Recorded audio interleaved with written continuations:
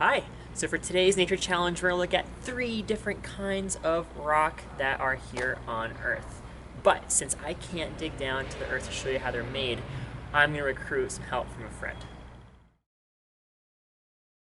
This is my friend Jay digging around underground and finding some hot and liquid magma. This magma is going to cool and form some kind of rock that we call an igneous rock.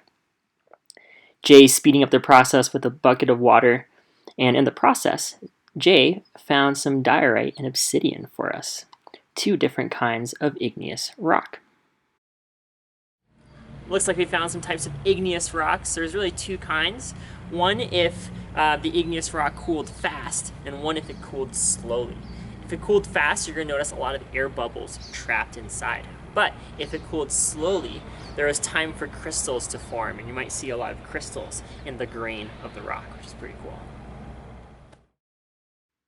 Jay is on the move again, this time digging down deep into the earth. Here, there is a lot of heat and pressure that can melt and stretch and compress rocks. Jay found one of these hardened rocks called Metamorphic Rocks. That we could also think of as bedrock.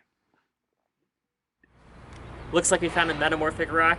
Something really cool about metamorphic rock is that it needs a lot of heat and pressure to form. You take an existing rock and you squish it and squeeze it under a lot of heat and pressure you find underground, and you're going to see a lot of banding in this rock. It looks like silly putty that was stretched over and over again. Jay is running along on the surface to show us a third type of rock.